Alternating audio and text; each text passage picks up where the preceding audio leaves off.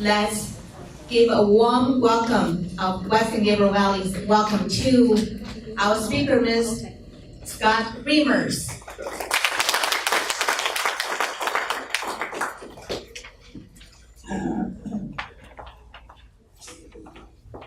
Morning, everybody. So only 2 people have heard about accessory dwelling units. That's a surprise to me because it's shocked the planners. It's shocked. It's going to change remarkably what's happening in terms of land development. Last year, the state legislature was very concerned about the state's housing crisis. The cost of housing, there not being enough supply of housing, and there being a lot of demand for housing. So at the end of last year, the legislature passed 2 bills, one from the Senate and one from the Assembly, that was now adopted as a part of state code. There we go. Those 2 bills are State Assembly bill, well, you'll see on the next slide as soon as it comes up. Basically what that did is it redefined second units, which every city has to allow second units right now, and it's redefined them as accessory dwelling units, or ADUs, accessory dwelling units. So basically every city in the state of California has to revise its zoning code in order to conform with this new state law. So what I want to do is walk you through what are the state mandated changes, what are the things you're going to see in every single city, and then I'll tell you about what's happening in Temple City in regards to these units. First of all, there's no such thing as a second unit anymore. Any new unit that's built is now called an ADU. The benefit of an ADU is the city cannot require what's called discretionary review. So we cannot require you to go through a conditional use permit process. We can't apply design guidelines. You have to be able to go through an ordinance and check off, have I done this, have I done that? There's no discretion allowed. An attached ADU is permitted in all residential zones in the state. Lots already have to have a house on it. They can have, or they must have, independent exterior access. So your second unit, your ADU, has to have an independent front door. The city can require you to have separate utilities for that accessory dwelling unit. It can only be for rental purposes, because you could not sell off this second unit as if it was some sort of condo or if it was on its own lot. This is for rental purposes only. And an ADU can be attached to the main house, it can be detached from the main house, or if you had a large house, you could subdivide the house and split it off into 2 units. The maximum size that's set by state law is 1,200 square feet for a detached unit. So if you're going to detach and build a new unit detached from the main house, your maximum is 1,200 square feet. For an attached ADU, it's 50% of the living area. So if you have a 2,000 square foot house, your ADU size is a maximum of 1,000 square feet. A city cannot require you to have a passageway in between the 2 units. So though they may be connected, the city cannot require you to have a passageway in between. And if you wanted to convert your garage, you can. The city cannot require you to have additional setbacks from the side property line. Parking has always been kind of the sticking point when it came to second units, and it was the way that a lot of cities made it more difficult to build a second unit in a residential zone. So the state took an axe to a lot of the city's regulations in regard to parking. So an attached ADU no longer requires parking. So if you're going to attach your ADU to your main house, no additional parking is required. If you're going to detach your ADU, you have to provide 1 space per bedroom or 1 per unit. The city can decide. Parking can be tandem. That means instead of mostly what you see is the spaces are next to each other, tandem means you can have 1 parking space behind another, and you can provide that parking within a required setback. If you're going to convert your garage, those spaces can be covered or uncovered. They can be tandem, or you could build a mechanical automobile parking lift. I don't see that happening in LA, maybe in San Francisco. You do not require any additional parking for an ADU if it's located within a half mile of public transit. The difficulty here is the state didn't define in its legislation what public transit is. So does that mean the public transit stop? Does that mean a public transit line, a bus line? Does it mean light rail? Does it mean metro rail? What does it mean? So you might find some differences between different cities, how they've interpreted that. If the ADU unit is located in a historic district, the city cannot require any parking. If on-street parking permits are required but not offered, you cannot require additional parking. And if a car share vehicle is located within 1 block of the ADU, we can't require additional parking. So those are all state mandated changes. All of these changes that I've been talking about are changes that are required by every city or every jurisdiction in the state of California. So that should be consistent across the board. Now I can talk to you about what's happening in Temple City and the ordinance that we adopted and how we took what the state permitted and where the state gave us flexibility, how we dealt with that flexibility. The accessory dwelling unit is included in total FAR. So in Temple City, in some places, you can build 3,500, 4,000 square foot houses. That total, 4,000 square feet, you don't get to build another 1,200 square foot ADU. You have to build within that 4,000 square feet. Okay? So you have a 3,000 square foot house and a 1,000 square foot ADU. The maximum that's allowed in Temple City is 1,200 square feet. That complies with state code. Some cities have interpreted the state law differently. I think Glendora sets a maximum unit size at 400 square feet. We'll see if that stands up to lawsuits and other things. One accessory structure is allowed per lot, so you can't have one house with 3 different accessory structures. An accessory structure can be no more than 50% the size of the house with a minimum of 640 square feet. So if your house is 2,000 square feet, you get a 1,000 square foot ADU. If your house is only 900 square feet, we're not limiting the size to 450, we're limiting it to 640. And then we didn't have a maximum amount of accessory structure space within a R1 zone, so we also set a maximum square footage of 1,800 square feet. So let's say you build this 500 square foot ADU, you could build also a garage. The total of those 2 things cannot exceed 1,800. In terms of height, we set a maximum of 18 feet, but a 9-foot top plate. That's to make sure that we don't get 2-story ADUs. In terms of location, in Temple City, we require them to be on the rear 50% of the lot. So understanding that the state is trying to solve the housing crisis, we're willing to go with that, but we want to keep the look and feel of a single-family neighborhood as much as possible. That's why we've set the ADUs to be required in the rear 50% of the lot.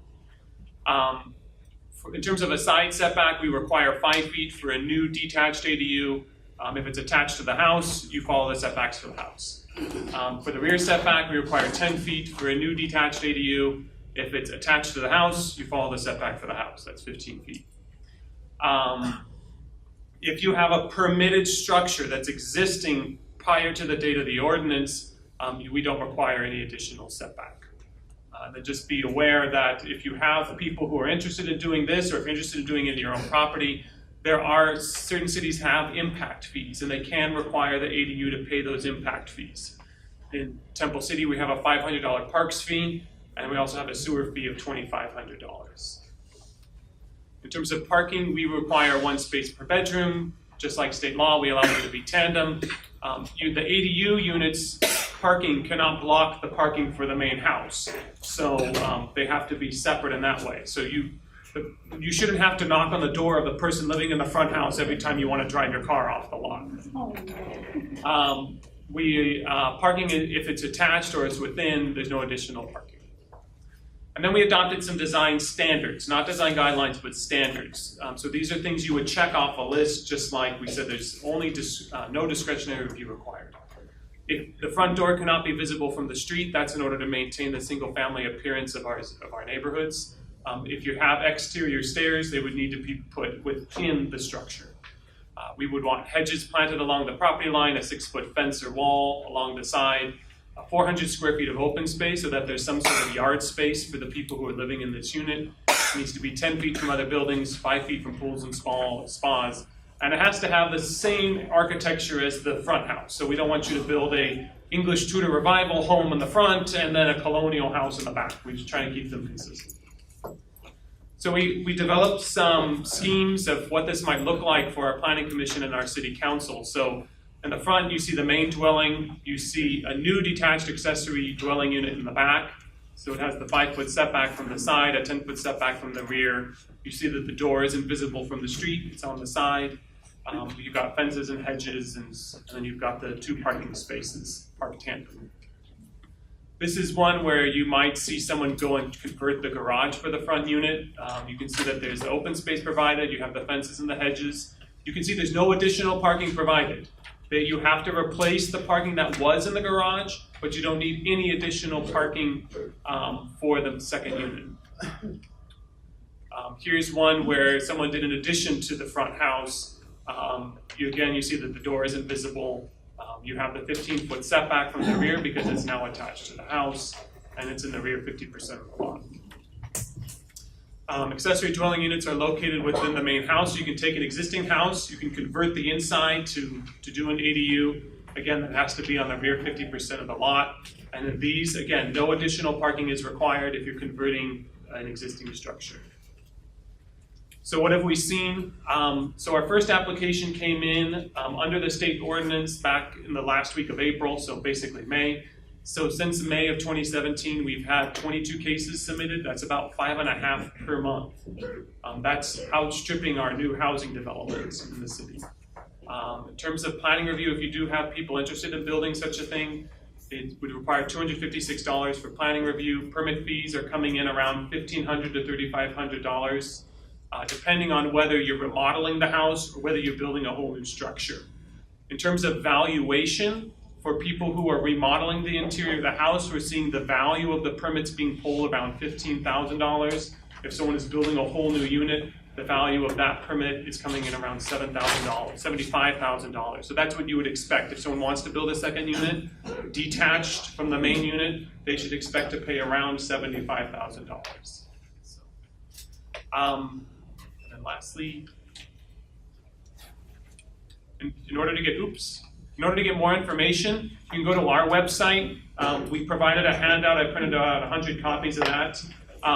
There is a link on our website. If you go to templecity.us/zoning to the handout that we gave you, it has all of those different schemes or scenarios attached. You can pick up a handout today, or you can call us at 656-7316, and our planners can help answer your questions. I don't know if we have time for questions. Yes. I have a question. There's existing guest house or auxiliary dwellings in Temple City already, but my understanding was that you could not rent them out. They were guest houses.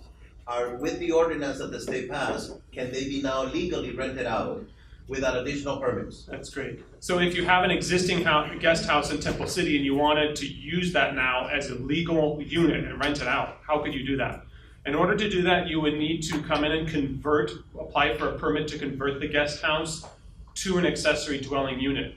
So you would need to comply with all of those laws that are in the ordinance. You could either continue to operate as a guest house, or if you wanted to convert, you could convert, but you would have to go through the permit process. Meaning the main differentiation between a guest house and an ADU is that a guest house doesn't have a kitchen. You would need to install a kitchen. And you also need to relocate the front door if it happens to be facing the street? You may need to relocate the door. There was a question here, and then I'll take the back. Can you have a second address on the ADU? No. The question was, do you get a second address for the ADU? Yes, you do get a second address. Can you demolish a house and build a whole new house and accessory building? So if you had one house, could you demolish it and build a new house with an ADU? Yes. I think we've seen one application like that. We see a lot of turnover in Temple City of single family. So we've seen applications where someone demos a small house, builds a new larger house with a detached accessory dwelling unit. Also on a duplex, on a legal duplex on an R2 lot, so can you then add an accessory unit? So if you have a duplex in a zone that allows 2 units, you're limited to 2 units. You could either, one, convert the front unit to a single family house and convert the back unit to an ADU, or you could just build out as a normal R2 lot. Yes, sir. School fees also have to be paid. Yes, there are school fees that are required for, these are considered new units, so school fees and other impact fees are required. Can you build it, you live in MS, 2 stories. So what about a garage or an apartment, which there's quite a few of those around now? So in Temple City in our ordinance, we did not allow for second-story accessory dwelling units. The state code allows for cities to choose to develop an ordinance that either allows it or disallows it. So you may be able to find some cities that do allow a second-story ADU. Yes?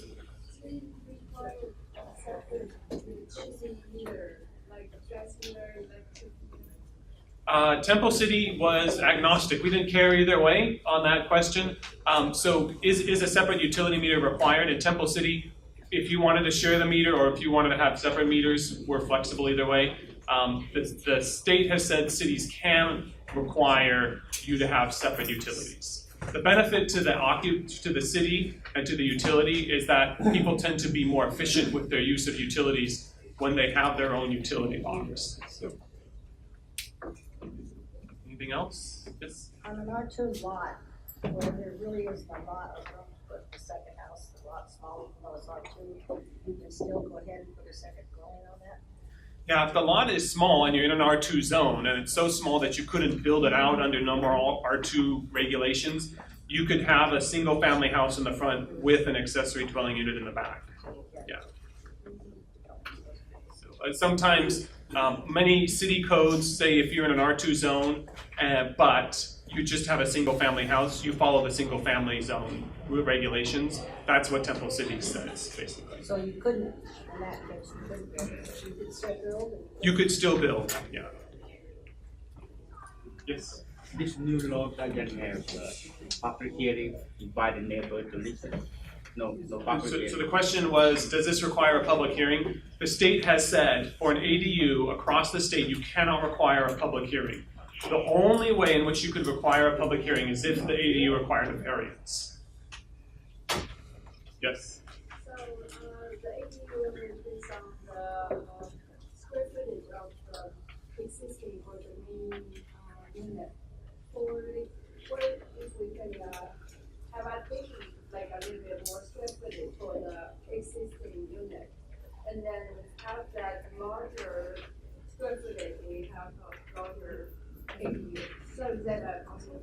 Yeah, so the question was if I have a small house and I want to do an addition so that I can get a larger ADU, is that allowed? Yes, and we've seen a number of applications like that where someone had a very small, like a 900 square foot house, so they did an addition to the front house and that got them a larger sized ADU in the back. Yeah. So the whole process is doing on the city counter. So the question was, is all of this review done at the counter? In Temple City, we require the applications to be taken in and reviewed by staff. Our code is complicated enough that we want the planners to make sure that everything is reviewed correctly. So it's about a 3 to 4 week review by the planning staff. Does your ADU ordinance allow for any variance? State code allows the city to give a variance from anything in the zoning code. So if somebody needed a variance for the garage space, or I should say the parking area, or a setback or something like that, that could be provided. In condominiums, in a lot of cases, you'll see a big empty space. Would they be allowed to put another unit on that condominium property? So the question is could you add an ADU to a condominium development? Likely not. In Temple City, we don't allow ADUs on multifamily properties unless the multifamily property is a single family unit. Any other questions? Very good questions. Thank you very much.